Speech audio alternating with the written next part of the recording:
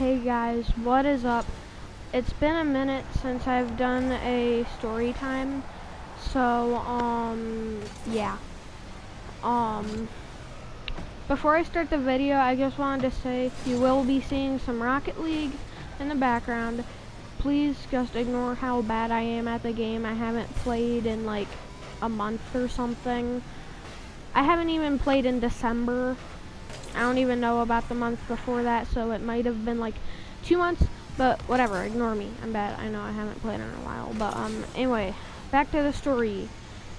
In the other Karen video, I might have said that that was my only Karen encounter, but a couple of days ago, I'd say about a week ago, that got me thinking. I actually remembered this one other Karen, and I'm pretty sure those are the only Karens I've ever encountered, but I will be explaining this other one to you guys. So this took place in like 2015, I believe, so about 5 years ago now. Actually 6 now. Happy New Year. But anyway, so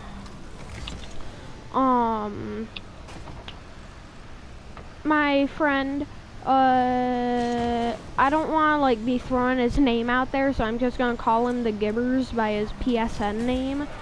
So yeah, so okay, I'll just call him Gibber. Okay, Gibber. So basically Gibber and me, we've been friends for let's see, I met him in 1st grade, which was in 2015, so 6 years ago now.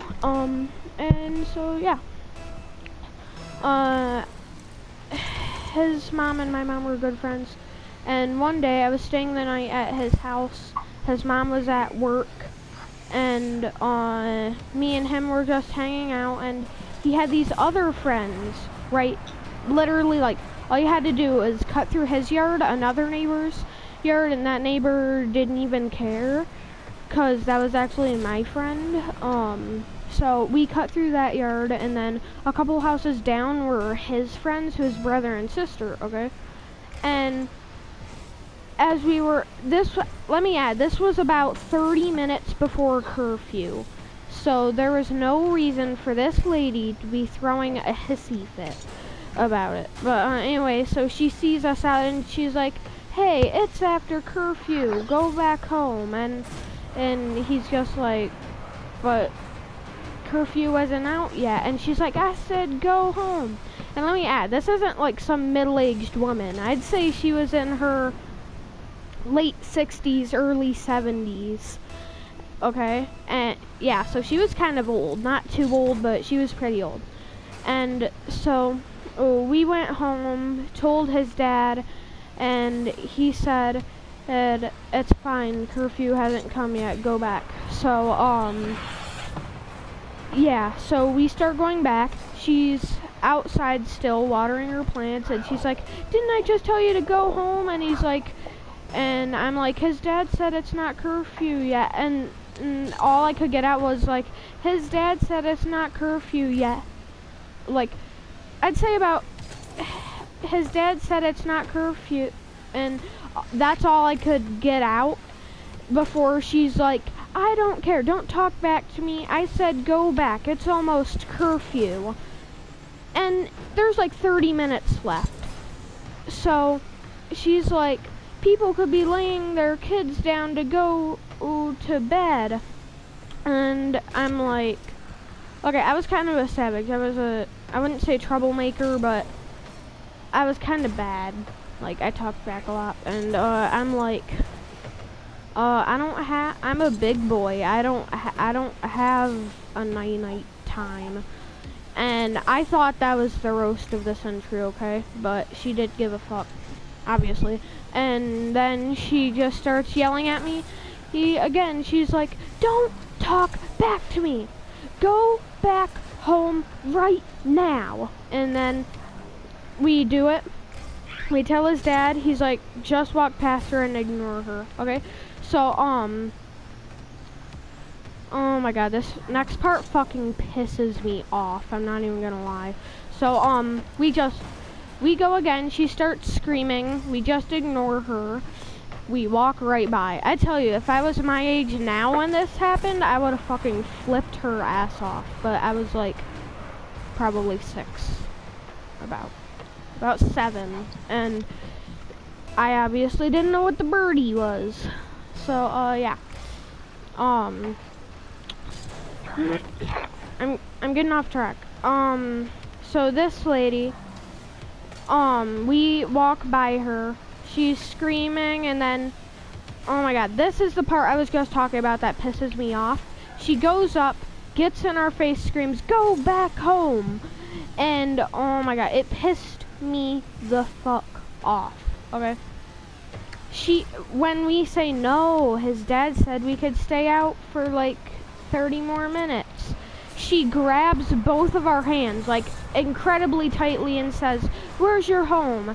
And he points, oh my god, he points at his dad's friend's house, which is like right down the road, and he's like, "It's right there." And his dad's friend, the one that he pointed at, is a police officer, and obviously she's gonna be squeezing our hands right here, and he's like a good friend of him, so he knows that he doesn't know this lady. So she knocks on the door, she bangs on the door, his friend opens up, sees her squeezing our hands incredibly tight, and he's like, "Ma'am, you don't know these kids." And she's like, they are out past curfew. And the man's like, "Okay, first of all, you're squeezing them incredibly tight, that's assault, and curfew doesn't come for like 20 more minutes." And so she gets pissed off, and the guy tells her that, "Oh, I'm a police officer, you better quit holding on to these kids' hands or I'll have you in handcuffs and going down to the precinct." And oh my god, savage move by Dalen. Okay, so the lady, fuck, I'm gonna have to blurt out, I just said his name. But anyway, the lady, he just lets go of our hands, and then she's like, "Wait," and grabs onto him again, squeezing even harder. It fucking hurt. And she's like, "Show me your badge." And okay, so he goes inside a little, goes into his room. A couple minutes later, comes out holding his badge. She looks closely at it to see if it's fake or not. She sees it's not fake, lets go. And when she tries to walk away, Gibber tries to fucking trip her. He puts his foot out, tries to trip her, but his dad's friend is like, no, don't do that. And yeah, that lady was a crazy fucking Karen. His dad's friend took us back to his dad's house, and so yeah, that's basically how the story went. Yeah, that Karen was kind of fucking crazy, and I don't fucking feel like editing out his name. Whatever, I'm just gonna try and get his permission to put it on YouTube. I'll see you guys.